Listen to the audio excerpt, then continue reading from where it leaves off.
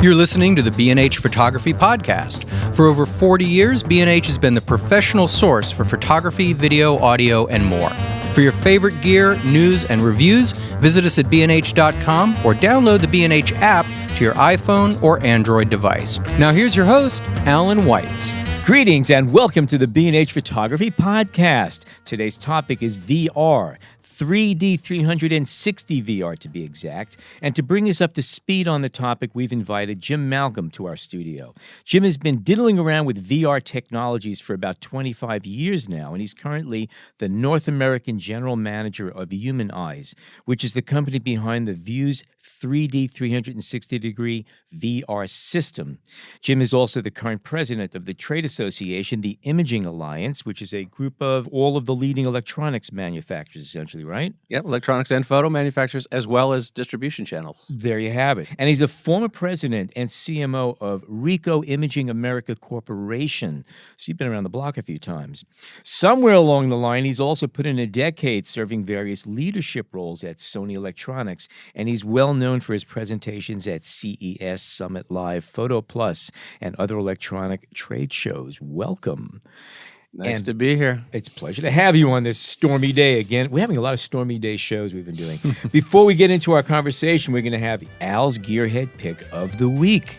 And today's special product is the ATEC Flash Technology Blackjet UX-1 Cinema Dock.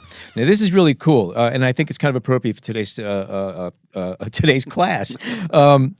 If you have memory cards, you know that they're getting more and more complex, and there's newer and newer ones coming on. This little puppy will read CF Fast 2.0 cards, XQD 2.0, CF, SDXC, and micro SD cards.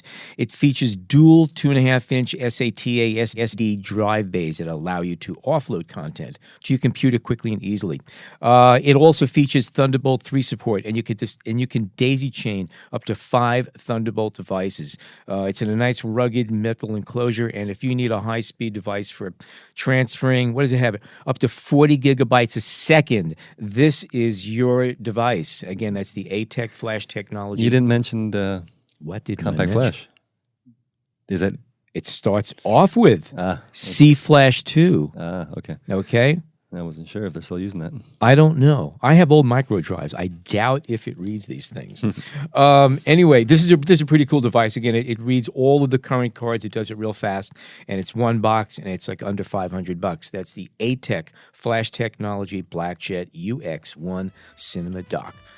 Hi, Jim. Wow. Hi, how are you? There you go. I'm exhausted. I need a break. I'm going to take a nap now. You can talk for a while. There you go. After all that, you might need some lemon with some tea. Let's start off talking about the history of 3D 360 imaging, even 2D 360. Now, you mentioned something interesting up front, that you've been in this industry for a long time, and you compare the 3D world that we have today to what digital imaging was back in the mid-90s, when people were like sort of sticking their toes in the water and saying it's novel, but it ain't real. Yeah. So could you elaborate a bit on that?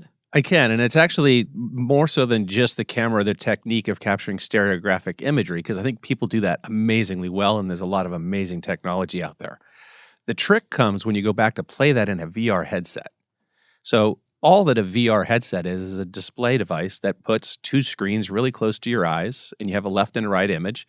And if you take 2 pictures properly and you spatially have offset them, put them in a headset, you'll see depth. And then the magic comes when you do that in full 360-degree immersive media. So now you're basically looking all around the room in 3D with ambisonic audio, and the list goes on and on.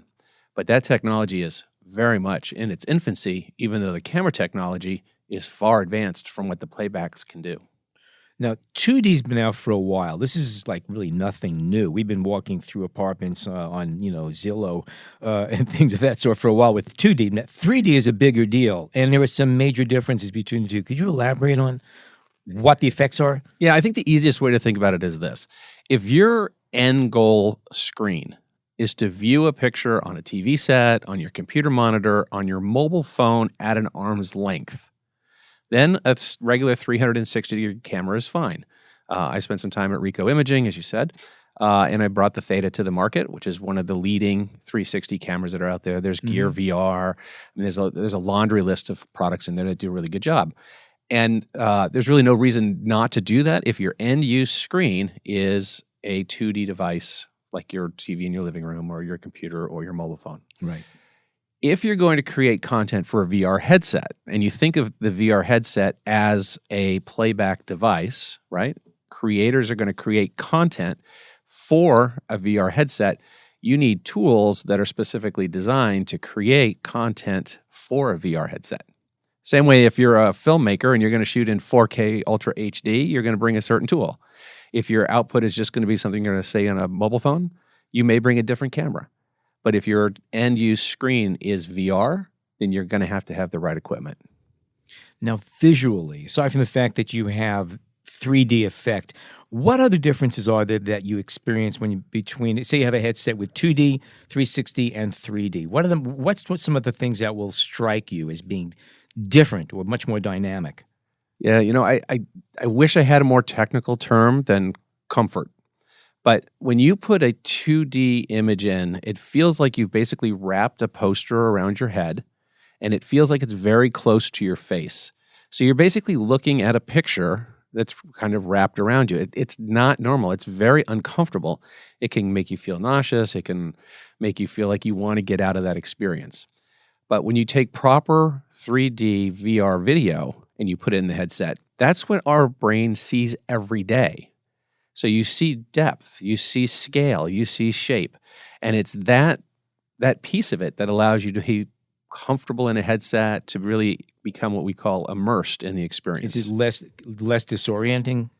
It is much less disorienting, yes, because you have like depth cues for your brain to say, oh yes, this is closer to me. The reference points are familiar. Reference points, exactly, Okay. because that's what we're used to seeing. And if you look at the 360 camera, the focal lengths of those cameras, they don't zoom in to the environment because we don't see zoomed in. So they capture at your normal eye's view. So basically what you're doing is you're replicating what the human eye sees. Okay. Now, you just brought up an interesting topic. Our eyes see, we're talking to photographers here, so it's roughly a 38 to 40 millimeter focal length lens is the way we perceive depth. Okay, we see wider angle than a 40-degree lens. We see about 138 degrees angle of view between our two eyes. But the actual focal length of our eyes, as far as perspective and depth perception, is about 38 to 40 millimeter. Is that the focal lengths that you're working with, that you're starting with, or do you go wider? We go wider. We start with fisheye. Okay. Fisheye lenses, so we're capturing everything that is around, top, bottom. And then you get enough of those lenses, and when you put them back in a VR headset, which makes a little bit of magnification. So if you look at a VR headset, there are two lenses in that headset. Yeah. Right? Yeah. And those lenses focus onto whatever screen. It could be your mobile phone. It could be an internal screen. It could be just about anything. There's a level of magnification that happens with that takes this very wide field of view, and you only are looking at part of the image, which is probably back into that 40 or 50 millimeter equivalent. Right. Okay. Can you walk us through some timeline of the past 5 or 10 years in terms of the development of this technology, and maybe some of the major stepping stones that have brought us to where we are and to Vuze? Yeah, so there's two answers to that. So the first answer I'm going to talk about capture for a second. Starting about 5 years ago, we started bringing in 360-degree cameras. Ahead of that, there was plenty of 360 imaging going on. Photographers would go, they take their traditional DSLR, put it on a rig, take 17 or so pictures, stitch it together in software, and they can make a 360 picture. So that development's gone on, and that's led to new lens development, new processors, new data management systems, so that today, we've progressed from the ability to take a 2K 360 image using two cameras with something like the Theta, all the way up to the human eye's Vuze camera that uses 8 separate cameras to create one single image.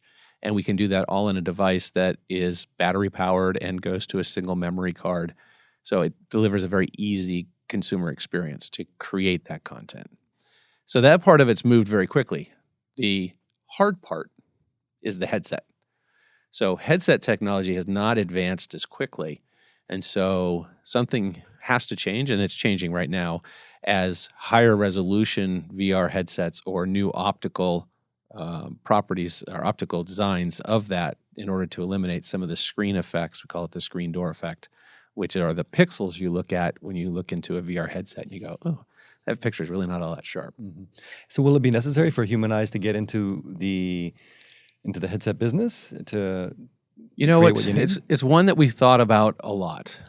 Our expertise, so Humanized Technology as a company has been in business about 17 years, specializing in 3D printing, computer animation, and 3D graphics. Like this is their core competency. So we opted to come out with a camera in order to leverage our core competency.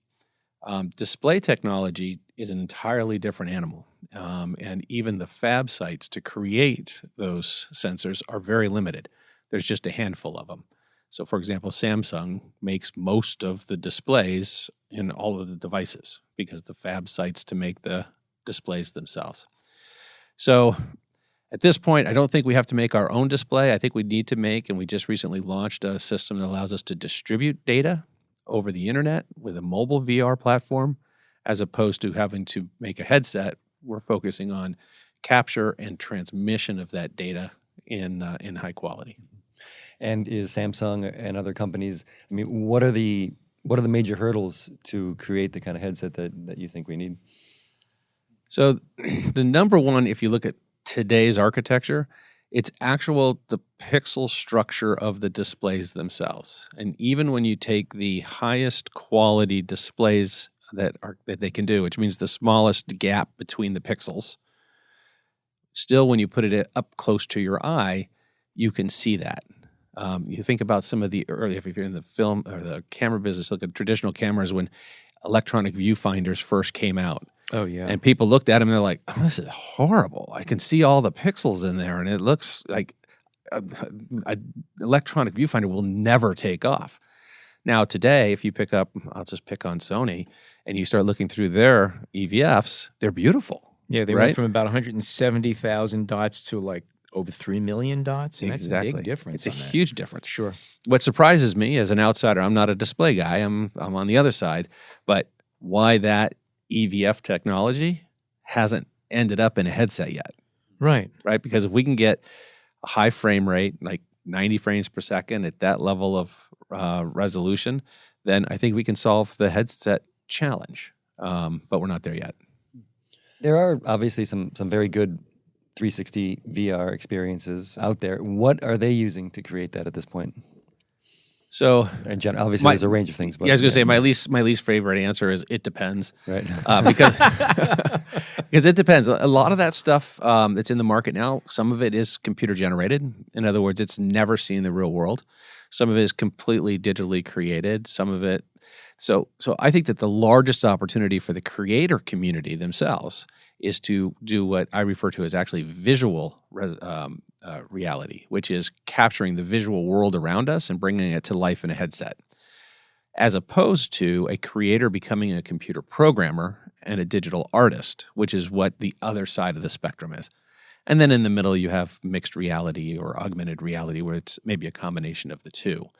But for VR to really take off and people to enjoy this space and to be able to express themselves, I think the tools to create the world around us and visually bring that to a reality is incredibly powerful, incredibly emotional. It seems like there are two different kind of applications. You've got the gaming and fantasy end of it, where you're creating these alternate realities, and then you have practical, technical applications of what leads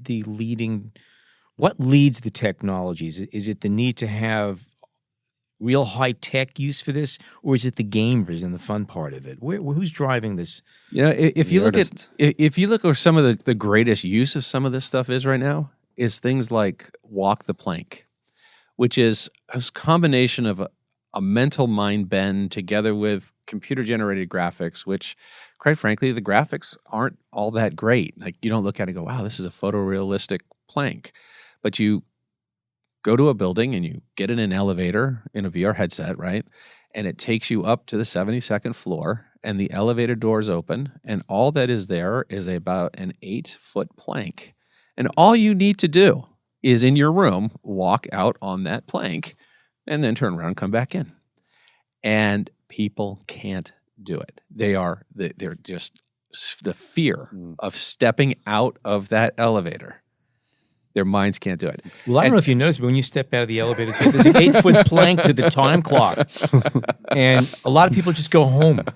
They can't. They can't do the time clock. Last summer, I went up to Mass MoCA, and there's a Laurie Anderson installation, which is a 360 VR that is similar to what you described. It's an alternate universe, but you are able to, with your controllers, climb buildings, jump off those buildings, and it kind of immerse yourself in this world. And it was something that it's the first time that I've really felt, wow, this is blowing me away. Any of your listeners that are here in New York City, and I'm going to butcher the name, Madame Tussauds or whatever it is. Yeah, I think I got it. Yeah. Okay. That's the way I say it anyway, so we're both wrong. Right, there you go, where the wax houses. Anyway, you go there, you spend a few bucks. It's kind of expensive, but there's a company called The Void who has put a Ghostbusters experience in there.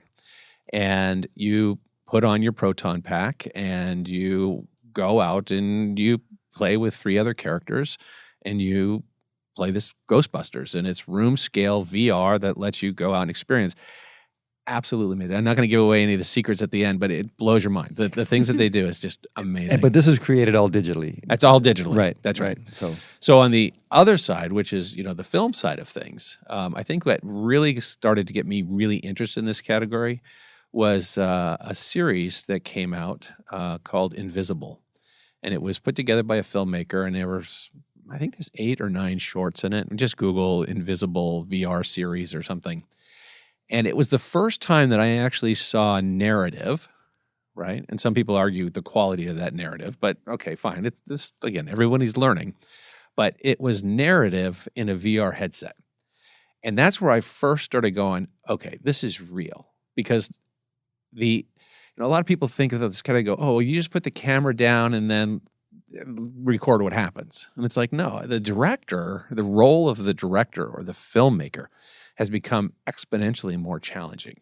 And the intellectual investment that goes into creating VR movies as to why do I want my viewer to move here?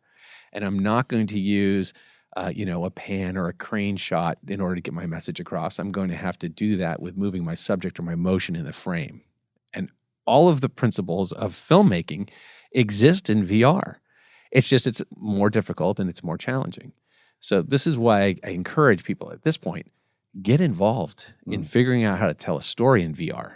Suck your viewers in, and then you start to go, okay, I get it. Yeah. That seems, in the conversations that I've had in the past, it always seems to get to this point where, what is it going to take to get people past the technology and completely enjoy what they're viewing?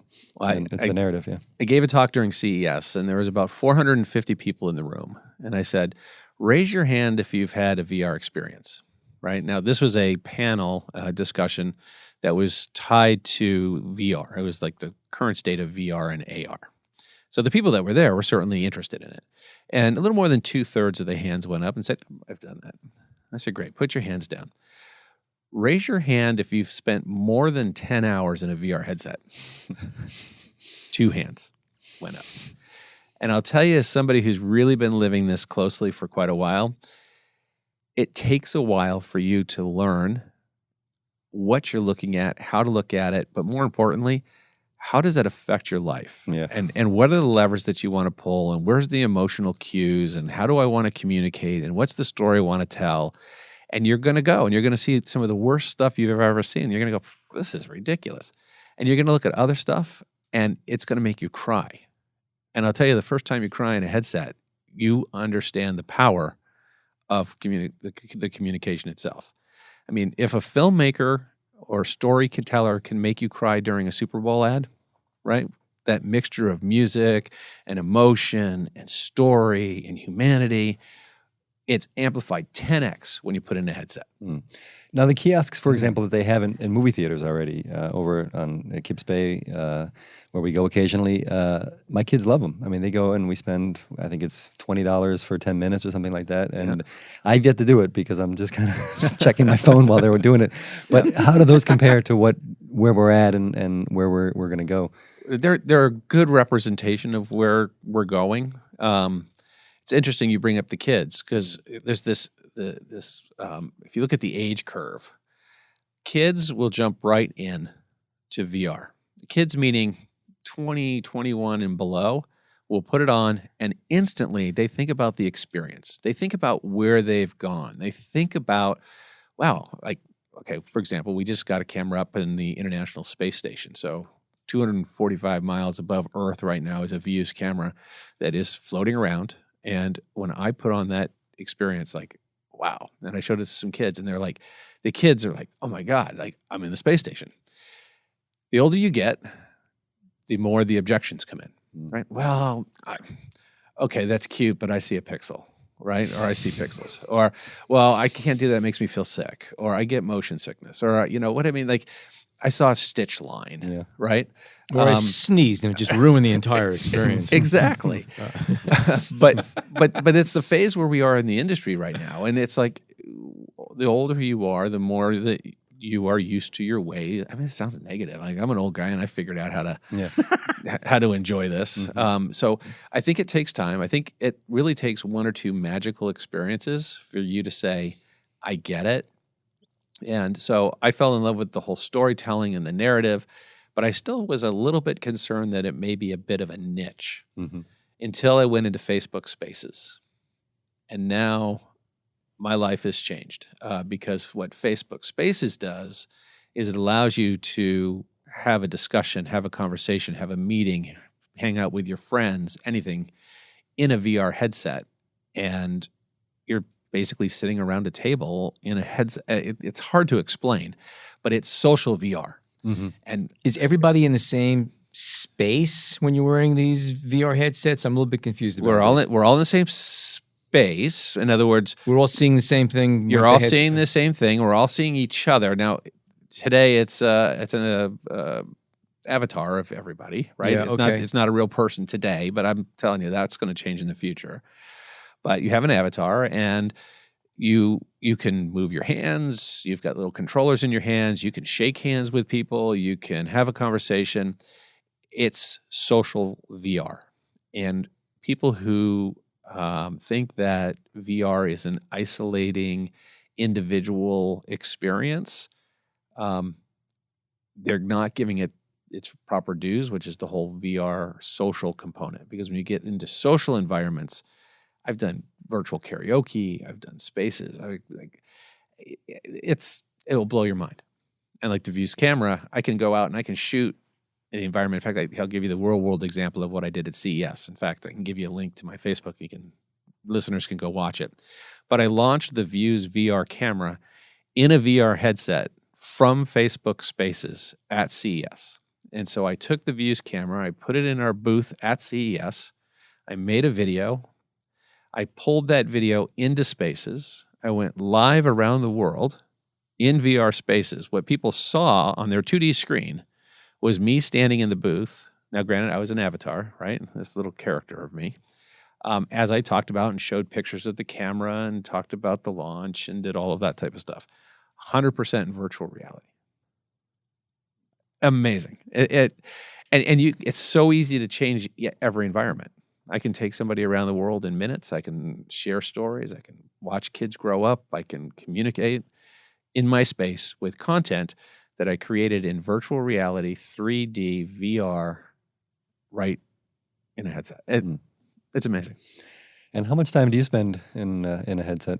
And I guess the follow-up is that going to be, I mean, do you picture a day when, members of the family are sitting around in the living room all with their headsets and the TV doesn't exist and they're just dealing that way?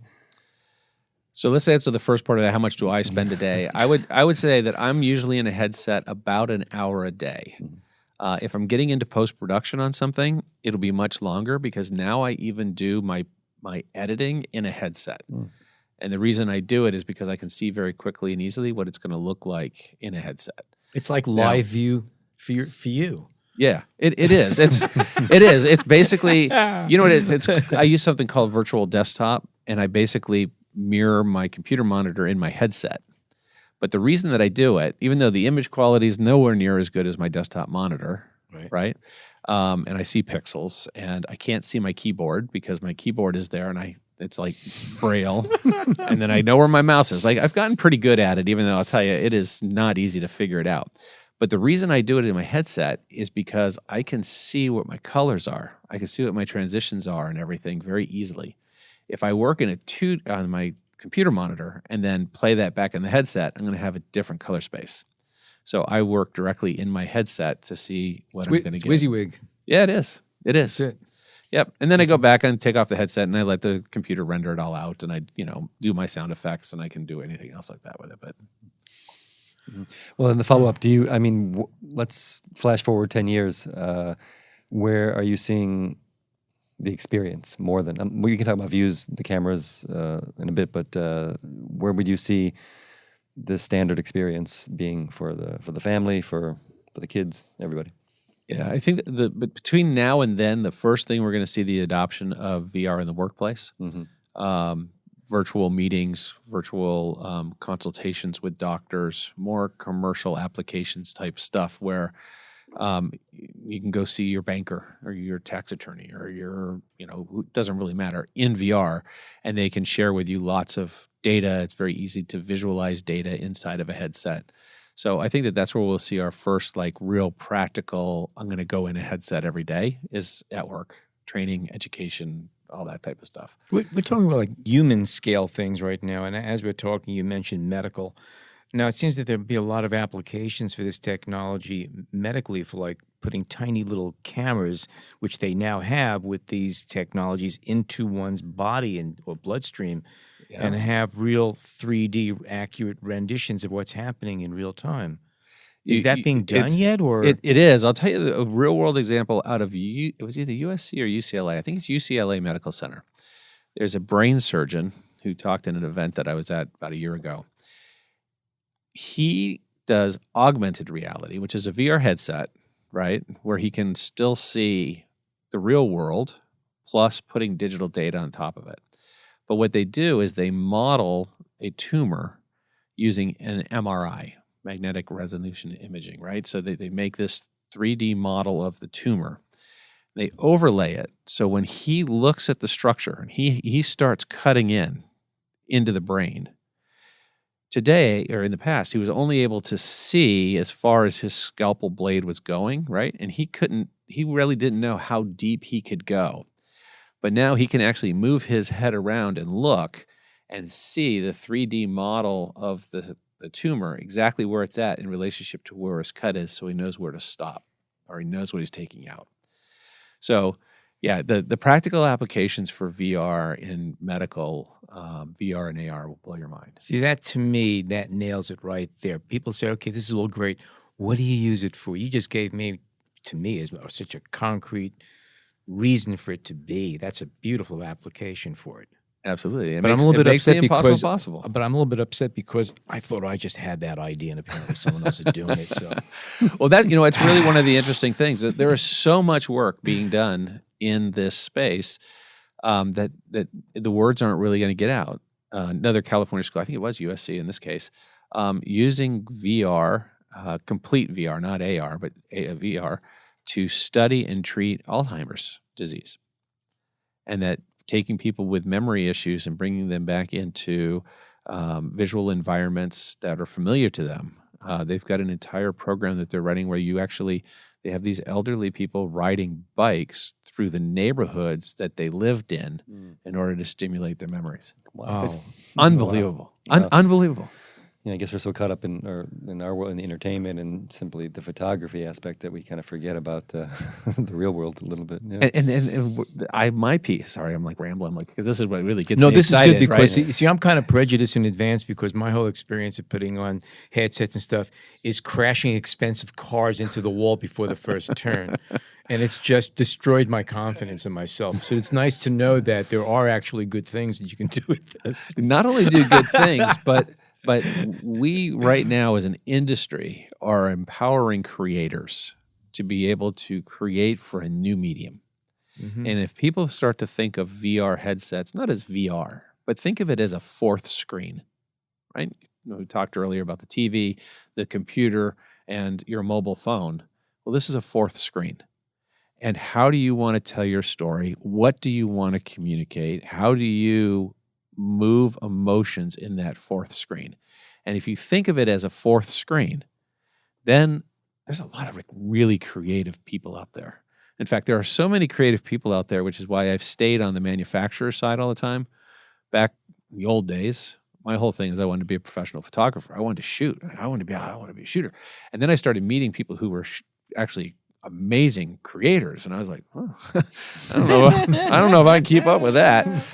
So I started working with camera companies and ended up in Sony, and I did all this stuff to make the products that people use to create. And that's again why I ended up joining Human Eyes. When I left Ricoh, I joined Human Eyes because they brought the 3D component to it. And if you're a creator, you want to create in the most realistic, most immersive media as possible. And to be a creator doesn't mean you necessarily have to be a storyteller. You can be a citizen journalist, right? There are so many things going on in this country. I don't care what movement it is today, but I encourage anybody who wants to document or to show or to motivate people for a cause, for a mission, for a need, capture it in virtual reality. Let people see the pain, the agony, the tears, the excitement, the thrill, the anticipation in a headset. It will move lives, and it changes lives, and it will move people into action. Okay. We are going to take a short break, and when we come back, we're going to talk about the Vuze camera system with Jim Malcolm. Stay tuned. We hope you're enjoying this edition of the B&H Photography Podcast. Send us a tweet at BHPhotoVideo, hashtag BHPhotoPodcast. All right, we are back. If you go back about 20 years, if you wanted a good digital camera, you'd be spending between $18,000 and $30,000 for a camera that we'd laugh at these days. And then one day Canon came along and introduced their 30D, or D30, I forget which order it was. And it was like 3.6 megapixel. It was a DSLR, and it sold for $3,995. And it was like amazing. We couldn't keep them in stock because it was suddenly an affordable device that delivered. I kind of get the impression that's where your Vuze camera is right now, because there are some really high-end stuff out there. There's some very well-established products in 3D, 360, and then there's some very, very inexpensive alternatives that sort of do it but don't really do it. And now you have your product, which is sort of meeting the high end and the lower end. Fill us in. There you go. Boy, big ask to answer on that one. So let me answer it two ways, right? So step one is you have to make sure you separate the idea of 360 versus VR video cameras. Now, Okay. 360 cameras are capable of capturing 360-degree imagery, but it's like looking out of one eye, right? So products in this class are the Ricoh Theta, the Insta 360, Gear VR. Nikon had the Key Mission for a while. There's the Verb. Don't laugh. So those types of products, and they're great. I think the newest one that I looked at and saw was kind of interesting was the GoPro Fusion. So there's a good portfolio of stuff out there. You get into the next class, which are the products that are designed specifically to create video content for VR headsets. Okay. So this is a class that we refer to as VR video cameras. And I'll get into some of the particulars as what matters, but the fundamental piece is that they shoot in stereo. So a separate left and right eye image that have a different perspective so that when you put it in a headset, you see depth.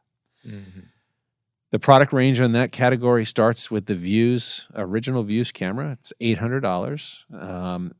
And then it goes all the way up to something like a Jaunt camera, which is $95,000, plus $20,000 for every 30 minutes worth of video they render for you. So like you can get into really big money really quick. Those are the ones that John and I use, and yeah, it is pricey. There you go. Something in the middle. And your credit card. It's really not so much in the middle, but if you look at something like the Insta Pro, this is a product that's been in the market for a few months now. It's the $3,500 price point. It shoots a little bit higher resolution. I think it's capable of doing an 8K image. But other than that, really not so much different. The Vuze camera is a 4K device, which is what the maximum display capabilities are on headsets today. So even if you shoot at 8K, 16K, 32K, it doesn't really matter what you shoot at. In today's world, you're going to play that back as a 4K video into either a dedicated headset like an HTC Vive, an Oculus Rift, or the devices that take your mobile phone and you clip them into that little plastic carrier, basically, like the Gear VR type products. Mm-hmm.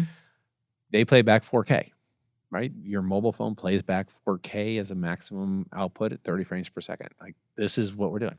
So the Vuze camera was purpose designed in order to do a lot of things right. One is to capture what we refer to as true VR. So there are 8 lenses all in parallel. There are four pairs in parallel, as well as ambisonic audio. And it delivers in that 4K threshold, which delivers the image quality that's needed for today's headsets. And headsets probably for the foreseeable 3 to 5 years out. By the way, for those listeners who have no idea what the Vuze looks like, if you remember a Sony Walkman, those of you old enough, it looks like a portable cassette player, about the same size. And you have 2 lenses. It's got 4 sides, and each side has 2 lenses, which represent your right and left eye. And they're distanced about the same distance as our eyes are, about, 68, 70 millimeters? Not quite that wide. So we're 58 millimeters. Okay. The average interpupil distance of an adult is 61.5 millimeters. That's the average. I'm off by a half a point. I was going to say 62. Okay. There you go. So we're a little bit narrower than that because of the magnification that you get when you put it in a VR headset. Okay. We spent a lot of time to make sure we got a comfortable IPD so that when you put it in a headset, it looks normal. It looks like your human eye, like the human eye sees. Gotcha. You don't want that hyper realistic, big depth coming off the screen, annoying 3D, right? I mean, maybe you do, but we did want to go down that path. So that's why we got the dimensions that we have on our camera. Now, something that I read, and correct me if I'm wrong about that, is that the difference between 2D 360 and 3D is that in 2D there's more of a, say, with that wide angle look where things closer to the lens are a little bit more stretched, or is that, am I misunderstanding? So no, you're right.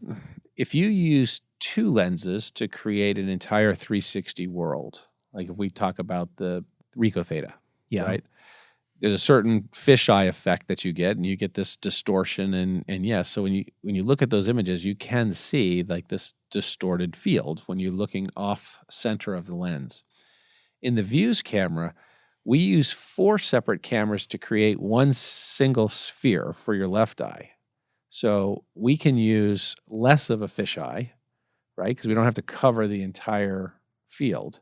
We have, in just 2 cameras because we're using 4 of them to do it. So it does give you a much more pleasant feel, more normal look, and you don't see that warp or distortion. Gotcha. So you're 100% right. The answer comes down to the focal lengths that are used and how many cameras that it used to put together. So you're not really fooled, like spatial relationships with wide-angle lens is something, like they say, things are closer than they appear. Is it less so with the 3D? It's so the spatial relationship specifically. Yeah, so spatial relationship, when you shoot with the lenses that we have, when you shoot with 58 millimeter interpupil distance, it looks like you see when you're looking around. Gotcha. It's true to life. The other reason that it's true to life, and I don't know what, this is really hard to explain on without visuals. Draw pictures. Yeah, there you go. We'll do theater of the mind for a second, right? So the Vuze camera is basically set up like the human eye, right? So we have a left and right eye. They're in parallel. Mm-hmm. So when I look to the left or I look to the right, I'm using the same part of the adjacent lens, if that makes sense, right? There are some cameras, I talked a little bit earlier about the InstaPro and Google Jump Rigs and the Yi Halo product.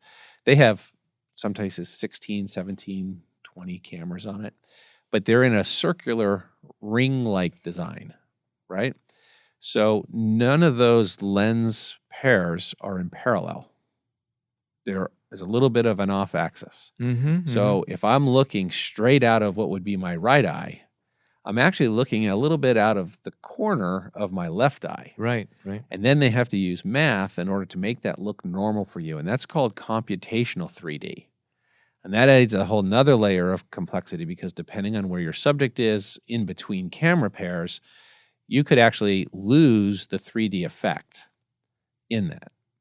And so this is why we stayed true to this kind of very true VR parallel paths.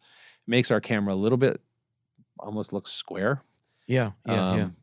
Because basically what we're doing is if you imagine yourself sitting in a chair and I turn you to the left, a swivel chair, and I turn you to the left 90 degrees, then 90 degrees, then 90 degrees, like that's the field of view that you're getting when you look around. And we don't have to do that computational math. And what is the best practices in terms of using it? Walking around with it does not seem to be the best way to use it. Yeah. So that opens a whole nother discussion, right? But you got to be careful what you ask for in this category. We're here till 6 o'clock, so keep going. If you want to view in a VR headset, if your end use is a VR headset, then you're probably not going to be walking around with the camera very much, and you're not going to be turning the camera on the yaw, right? Because what we're trying to do is simulate what the human brain is seeing. So we don't get strapped onto the front hood of a car and drive down the street. Like we don't cut our head off and put our head on the hood of a car and go, "Hey, look at me! I can see where I'm He's going." giving me one idea after the other. Right? I love this. So how we created VR to avoid things like motion sickness and everything, like there's a learning curve there, and people are like, "I want to put this on a rig. I'm going to mount it on my helmet, and I'm going to go mountain biking." Well, that footage will look okay as a 2D image on your computer screen or in your TV because you're looking at a distance. You're not going to get that sick. Put that in a headset, and you can put somebody over the edge really quick, right? Because you are the brain can't tell the difference between this recorded experience and the real life. And if But will that recorded experience replicate the feel of mountain biking down? Yes. To the point that yes, and you can do it, and we have now in the new version, actually with firmware updates, we've added horizontal horizon stabilization into the camera, so it takes out some of that movement, and we can smooth some of that out because people still want to take their viewer on a journey. You just have to give a reason why. So here's an example. They'll give you two examples. So we'll start with something called the cockpit effect. And this is a practice of, I'm going to take you on that road I was talking to you about. I wouldn't stick your head and put it on the hood of the car. I'd put a rig, put some sandbags in the passenger seat, and I would rig the camera in the passenger seat. And then I would drive down the road, and as the passenger, you can look out the windows, or if it's a convertible, put the top down, and we can drive down, Highway 1, and we can enjoy the world around us. But because we have the car, the brain goes, "Oh, this is normal, right? There's a seat, there's a console, there's a windshield. Your points I'm of reference that comfortable." are steady. Yeah, right. And it keeps your brain, and then the motion doesn't kill you. It doesn't drive you crazy. So that's like one of the easiest ways to kind of move into the other one I wanted to share, which was pretty interesting. I was out at Drexel University out in Philly last week. Go Eagles, by the way. Had to throw that in. And there goes the viewer or the listeners. Just half of them. There you go. What did they say? Never shoot with kids, animals, or talk sports on the radio. Yeah. Okay, well, there are no animals here today, so It's okay. But anyway, they're doing a piece where they're working on the intake process of a patient at the hospital in order to get through empathy of what a patient feels like. Like hospitals can be scary for a lot of people. And they're like, well, sit down here and I'm going to wheel you around and you're going to go over here, get your blood pressure checked. And then I'm going to ask for your ID and I'm going to put you into an elevator. So what they did is they made a camera rig into a wheelchair and they have somebody pushing the wheelchair around. And so in that case, again, your brain can handle it because it's a smooth locomotion. There's a start and stop. There's a logical reason that you're there. So, Okay. Tell me about who will be using this and for what applications. so right now we see there's two like primary pillars of adoption right now in VR content creation. One are professional videographers or even video enthusiasts who already have a fairly good understanding of 4K video and that they actively use 4K video, which in and of itself has got a lot of loopholes, right? Because it's a lot of data, and if people aren't used to shooting with it can hang them up. And usually they're people who are already making money shooting. It could be a part-time job, it could be their full-time job, but their clients are asking about VR. Right? I keep hearing about VR. What can we do? And so they're buying into the Vuze camera so that they can start to offer and provide solutions for their clients today without their clients having to open up $250,000 budget for somebody to just show up. And this is empowering them to be able to tell a story, to be able to put into their communications that they're doing working in this VR, and they're starting to get a head start on everybody else who's going to be figuring this out later. Kind of the sidecar to that, ad agencies and production facilities who are trying to solve the same thing, but they don't even know what to provide their clients or how to talk to their clients, so they're using it for exploration and experimentation. So the other vertical that's doing extremely well is education. Interestingly, as we first launched the camera, it was educators who wanted to teach or show their class or demonstrate a capability or a science project or something like this in virtual reality, and they would record it themselves. But interestingly, over the last maybe 4 or 5 months, it's the actual learning institutions themselves that are coming to us saying, we need to get Vuze cameras into the classroom because they can use the Vuze camera to teach the principles of virtual reality, the storytelling components of virtual reality, all of the audio initiatives of virtual reality, without having to teach the students how to become computer programmers.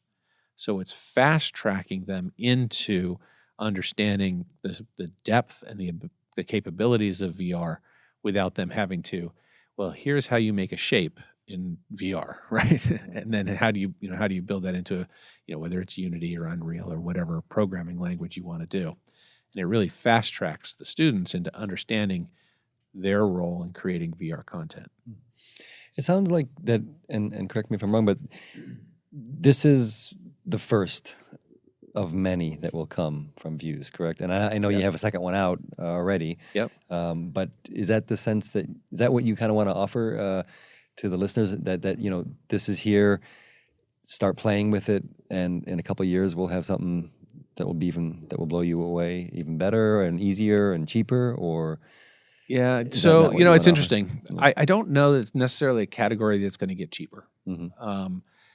If you think about it, you're buying for $800 8 separate cameras, multiple controllers, all integrated, and this is not a price-led category. Right. And filmmakers today are spending thousands of dollars on DSLRs or mirrorless and their lenses and the audio systems that go with it and the lighting systems, and right. So this is not about chasing price. This isn't about. I think even with DSLRs and mirrorless cameras, the best cameras, the pricing has been pretty consistent for all the flagships. You're just getting a lot more technology for the same dollar. That's really what it's been. That's exactly right. And that's exactly where I was going, which is we'd rather innovate and add capabilities, whether that's resolution in the future or whether that's frame rate or whether that's different audio components. That's the area itself. If you chase price, then you're going to defeature, you're going to sacrifice image quality. So that's why we didn't retire the existing Vuze camera when we came out with Vuze Plus, right? Because if you're price conscious, you can still get started in this category for $800 and not have to apologize. $1,200 buys you some really interesting improvements from an image quality perspective. It's got a newly designed optical system with newly designed lenses. This helps us with edge-to-edge sharpness, gives us a little bit better platform to stitch on to eliminate some of those stitch lines, which I'd love to tackle that conversation in a second. But more importantly, what the Vuze Plus has is the ability to do live streaming. That seems important to me. I mean, It is. Now, people don't necessarily understand the complexities of that. So when you look at the Vuze camera, it's actually creating 2 4K videos in parallel, one for your left eye and one for the right eye. In reality, if you wanted to stream all of that data to the cloud in real time, it's hard to do because the camera's creating about 1 gigabyte worth of data for every 1 minute of recording. So that means you need a pretty fat pipe up to the internet. So what we do with the Vuze Plus is we bring the data still over to your computer via USB cable. Then we use the computer to actually broadcast up to the cloud.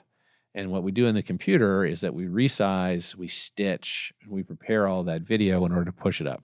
So any RTMP server can take the data in and you can broadcast it out. Both Facebook, YouTube, Periscope, they're all set up already to support the formats that we distribute our files at. There's a little bit of latency, so it's really interesting. The latency on our side, we can bring the data over and prepare it for upload in about 2 seconds, a little under 2 seconds.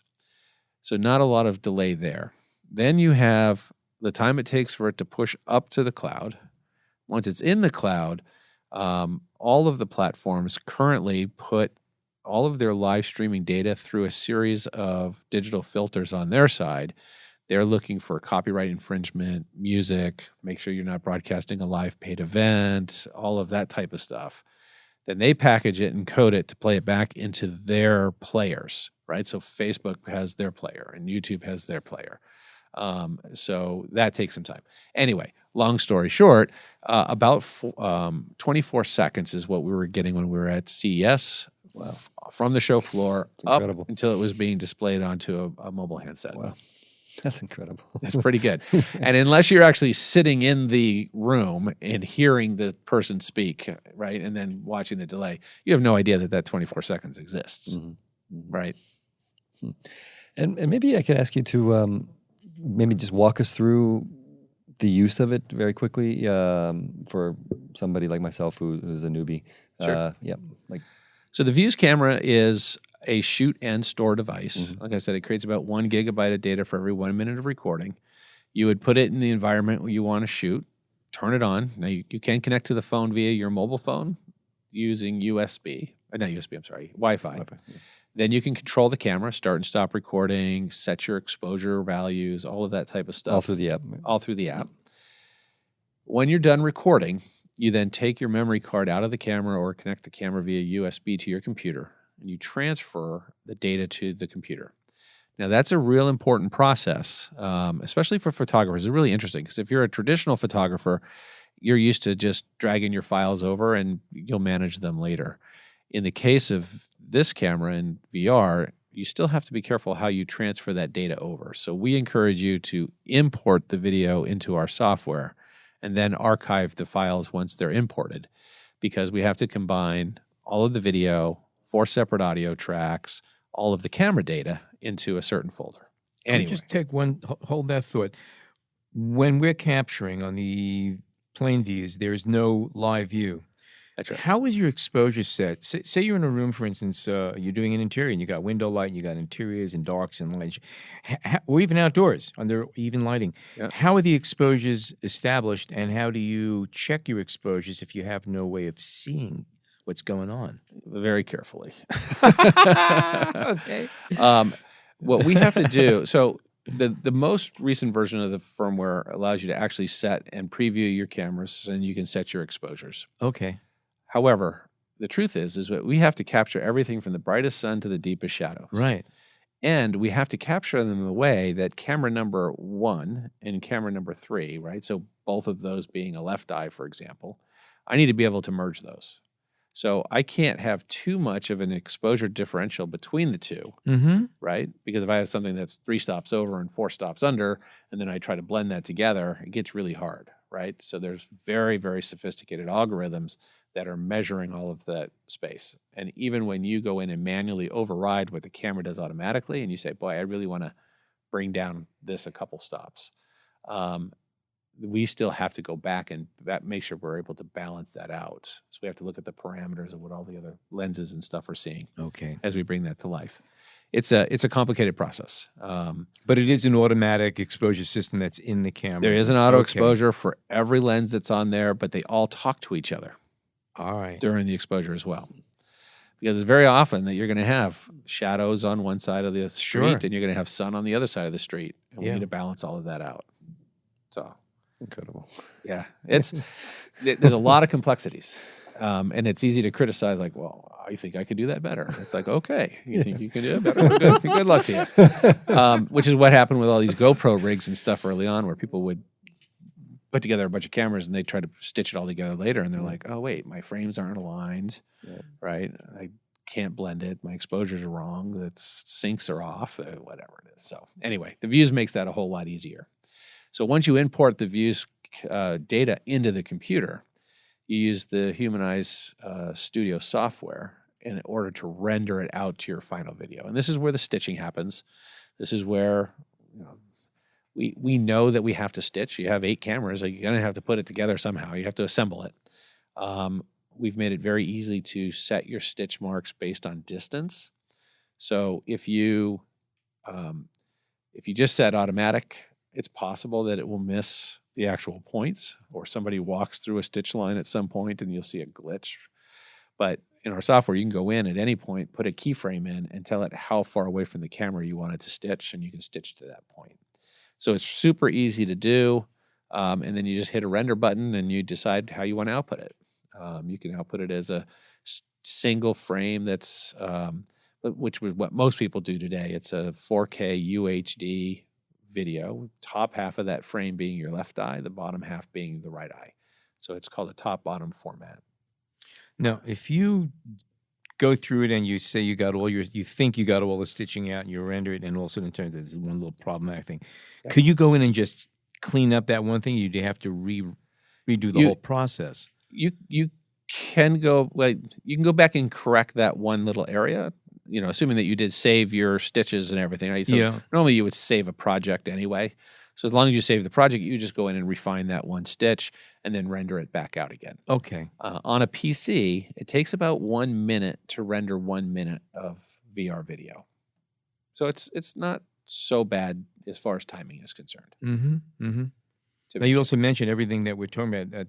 It's mostly for Windows-oriented machines. This is not really a Mac environment that we're dealing with right now. Is that correct? Right. For performance-wise, you'll want to work in the PC space. Okay. And the reason being is, and here's where people are going to start throwing stones and raising their hands. That's why we have a steel door here. Thank goodness. Mac... Oh boy, I always hate when I say this. Mac does not have a good GPU. I know. Surprise, surprise.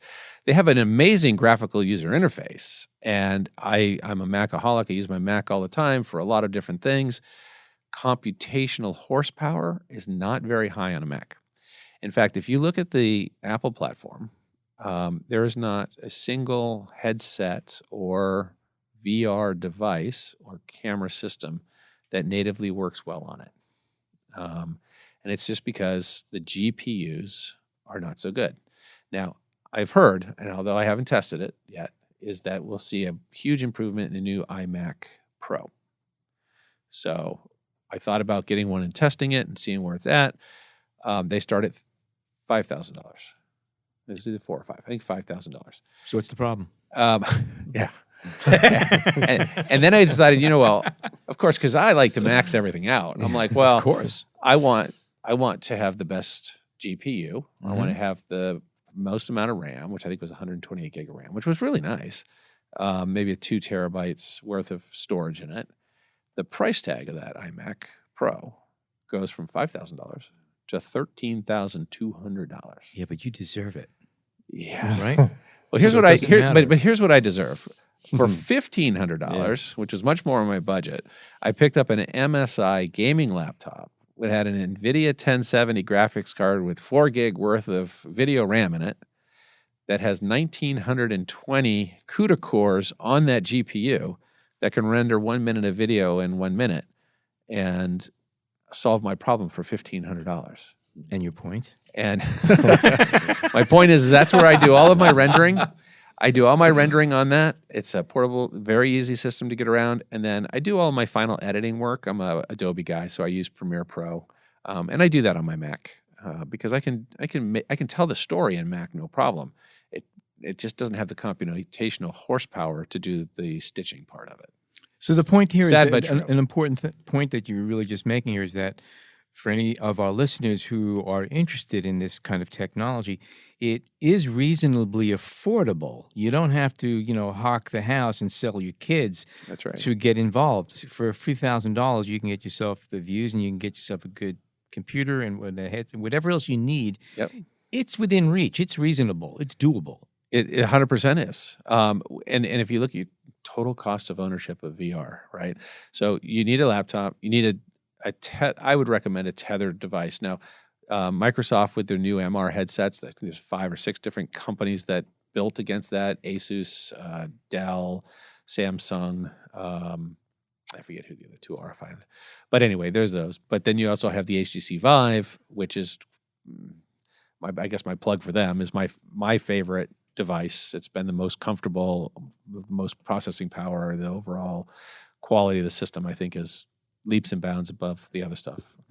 But it's amazing. And then you can do things like, I don't know, Facebook Spaces, and you can start to experience room scale VR, and then you can start to figure out how to tell stories. And by the way, you can also make your own films and stories and bring them to life in those headsets. That's actually kind of where I wanted to go with. But first question, it's a gig a minute, right? Is there a limit as to what you can record other than the size of your memory? So there's 2 limits, and one can be overcome. So one limit is the battery itself. Gives you about 1.5 to 2 hours on a single charge. That can be overcome by connecting a external battery to it and power it during recording. You just want to buy a 90-degree USB cable so that the cable coming out the side of the camera doesn't show up in your video. Because you got to remember, the camera captures everything. Right. Yeah. But they do sell 90-degree that you can just drop that cable down underneath the camera, and most people just Velcro the external battery underneath the pod, and then they're powered for the day. And what about editing of the work in terms of if you are creating a narrative? So once the send it video is created, you just bring it into whatever storytelling software. I don't know. Like if you're an Mac guy, you use whatever their VR stuff is. Not VR, but like I said, I'm a Premiere Pro, but we can output in standard MPEG-4 file format, and you can incorporate that into just about anything. Just as you would standard. Yeah, I mean, I do a little bit of my workflow, I think, maybe is a little bit different than many. The Vuze camera software, you can put your memory card in, and you can push one button that says render to save or share, right? So I push that, and I let it render out all of my content in a low resolution format automatically. And you can choose the resolution size? Yep. You can choose your parameters up front. And then I bring that in, and I do all my final edits using that footage. Then I go back and I re-render it in 4 full K. I pay attention to exactly which area of the video I want to work on, my stitch lines are, and everything else. Because to me, why go fix the entire 3-minute clip if I'm only going to use 40 seconds of part of it? So it's just another way of building your workflow, and then just change out those videos with the final video with the proper stitch in it, and let the software do its thing. And is there anybody out there, or yourself included, or places we can go to see some of the best final products? Anything you can point us to? That's one of the hardest things to answer right now, and I wish I had an answer to say exactly where to go. If you're a Gear VR person, about a month ago, YouTube finally released a Gear VR YouTube player that you can navigate YouTube and view VR videos in there. And you can just search for Vuze content, and it'll take you places. You can go to vuze.camera, which is our website. We have a showcase on there. You can see content there in 2D, but you have to download it and watch it in 3D. So it's a little bit tough, which is why we launched a product called the Humanized Zone when we were at CES, which is a way to distribute to a handset a VR website that you can create on your own, and people can watch it just in a browser, right? That they don't need to have a player downloaded on the device. So, What was the most exciting project you worked on so far for 3D 360? there's two that are really interesting. One is a young filmmaker out of Los Angeles named Parker Howell. And we worked with him to create a short called Confucius. And Confucius, what he did, he's just, again, back to that whole creativity thing. Like the kid is just amazing with his mind. But you start as a third-person observer, right? Because you got to remember in VR, the camera position really becomes the position of your viewer. Yeah.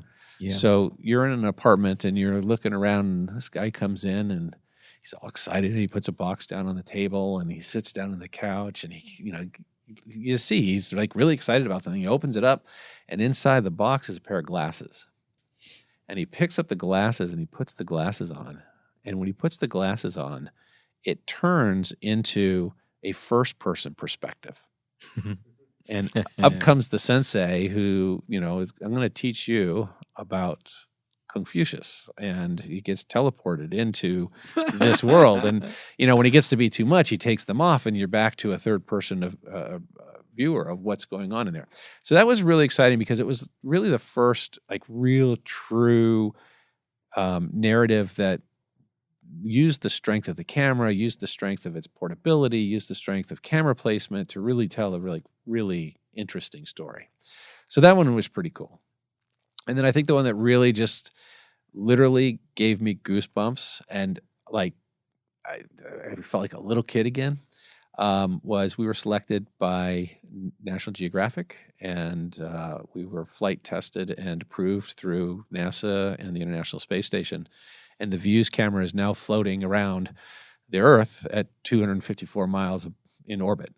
And now, when you say floating, it is mounted to something within the space station, right? It's Well, not just randomly floating. Or am I wrong? Well, so it's part of a much bigger initiative that's going to come out. There is a premiere happening, I think it's around March 26th, which is a program called One Strange Rock, which will be narrated by Will Smith. Right. And so they're working on a companion. I really can't say more than that. It's just us. Right? You could spill all the beans. It's just us. No, don't worry about it. It's not going to get past that door. But part of the exposure is the camera is mounted in the space station. And then there's times we've said, let's just let it float through the station. And I've been very lucky to see some of this content in my head, in a headset in full resolution. And to be in the space station, like it's amazing, not only to see how these guys live there and stuff, but to teleport to the space station in order to see what's going on up there. It's amazing. I went to a party and I put it on some kids that were there, and they wouldn't take it off. They're like fighting with each other to look at it. Right. And they were like, this is amazing. Yeah. So to be able to go places and to move emotions that you otherwise could never give to, you get access to things. But I think back to my childhood, and I remember we went to the Smithsonian in Washington, D.C., and the Hasselblad cameras from the first space missions are on display there. And I'm like, man, that camera was in space. Right. And now, all these years later, I'm going, that's the first virtual reality camera in space. Like, is that going to end up in a museum someday? Yeah, maybe. It could. That's incredible. Right? And you're involved. I mean, it's not a Tesla floating around. Now, the real coup would have been if you would have got one of your cameras mounted on the dash of that Tesla. Could you imagine? I tune in every night to see what's going by. Exactly. Well, the cool thing is that you can, now with streaming capability, and granted, the data flows have got to get faster to get that full resolution. But even at the lower resolutions that the internets can deliver today, it's really good. And you can put cameras in remote locations, and in a headset, you can transport there. Jim, thank you so much for joining us today.